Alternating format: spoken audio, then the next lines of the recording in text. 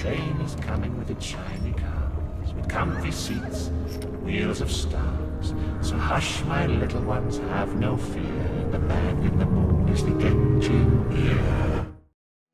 If you know me, you know I'm literally obsessed with everything Alice in Wonderland. I've seen every Alice adaptation, including the old Hanna-Barbera cartoon, but the one adaptation of this story that has impacted me the most is the unfinished trilogy of American McGee's Alice. For those who don't already know the story, the game follows Alice Liddell, stuck in a catatonic state after witnessing her family die in a house fire. She disassociates into the world of Wonderland, which has turned into a much darker, much deadlier place as her psyche continues to decline. And yes, the game uses the real name of the real Alice from real life. But the Alice in this game is not supposed to represent the real life Alice. There is no other connection between the two that I know of. We play as Alice as she battles the creatures of Wonderland, with our main goal being to kill the Queen of Hearts, who represents Alice's trauma and guilt. After defeating the Queen, Wonderland is back to normal, and Alice gets released from the asylum to live the rest of her life in peace. Until the next game. Alice Madness Returns was the second game released in the trilogy. It was originally going to be called American McGee's Alice 2, but was later changed to what we have now. We cut to about a year after the events of the first game, where we find Alice staying at an orphanage under the care of the main antagonist, Angus Bumby. While the first game ended on a lighthearted note, it takes a huge turn when we see that Alice seemed to have gotten worse, suffering from hallucinations and flashbacks, still being haunted by the memories of her family and their deaths. The story for this game is a lot similar to the previous one, in which Alice retreats back into Wonderland to sort out her trauma. This is something that people did have a slight issue with. I mean, Alice already saved Wonderland and her psyche after defeating the Queen of Hearts, didn't she? Well, to be fair, in this instance, Alice is not only trying to save her psyche again, but she's also trying to recover repressed memories of the fire that killed her family and, more importantly, who started it.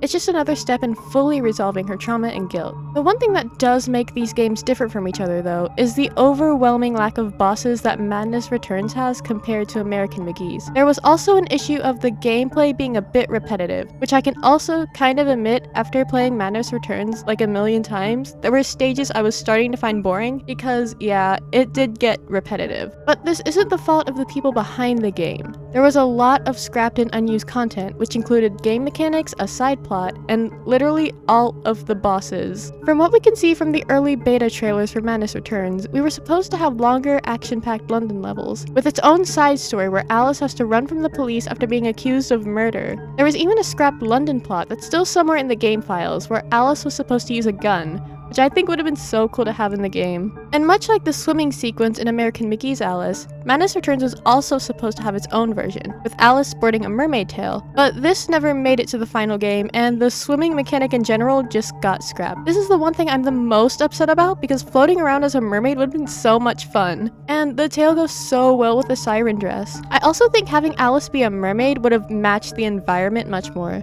The only big boss of Madness Returns is the Dollmaker, a manifestation of the previously mentioned Angus Bumby, who was a huge piece of shit and the true killer of Alice's family. But there was supposed to be a boss for every level, among which were the Mersquid, Dollboy, and my personal favorite, the Wasp Empress. The Dormouse and March Hare were also supposed to be bosses, as well as the Walrus and Carpenter in the respective levels. I mean, you can still find these unused characters in the content section, and maybe the background of the game is static props for lack of a better term. It just feels so bittersweet looking at all of this unused stuff and thinking about what it could have been like to actually see these things in action. There was also an old Alice model which I don't really prefer over the current one, but I still think it's kind of cute. There are tons of Madness Return beta/alpha content on YouTube, some still being released to this day, and while reading some comments, I found that someone by the name of Sarah Allison Cameron was supposedly making a fan game of the beta version. However, this was like a million years ago, and I wasn't able to find anything about this person at all in relation to anything Alice, and the commenter later said that this person never continued it anyway.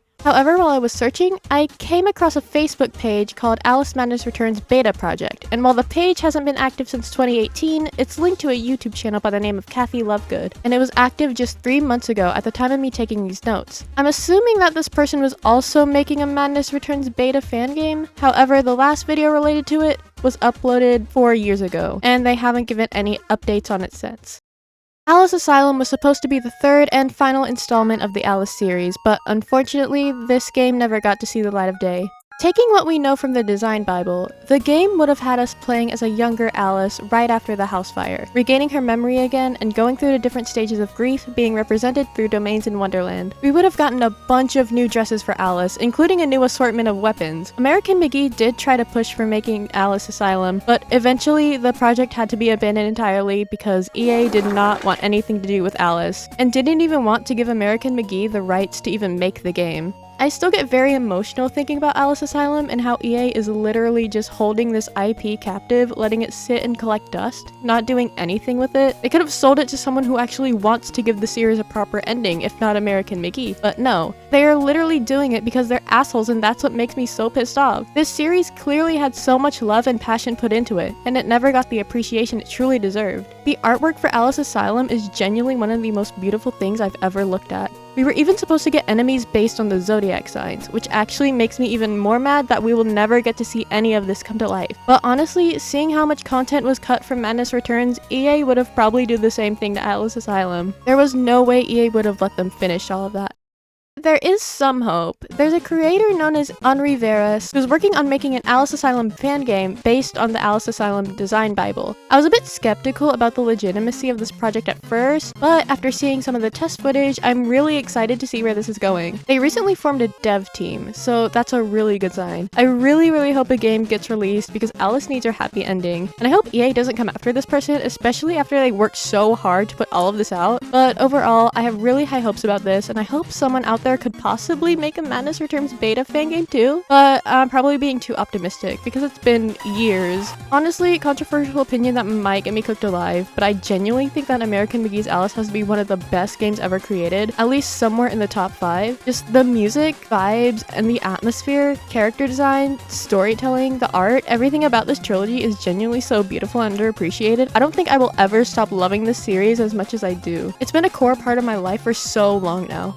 If you want to support Henri Veras, they have a YouTube channel where they upload test footage and sneak peeks for the game. From what I know, they're not asking for any money and doing all of this completely out of their own pocket, which I admire so much. I'd really appreciate it if you guys supported them.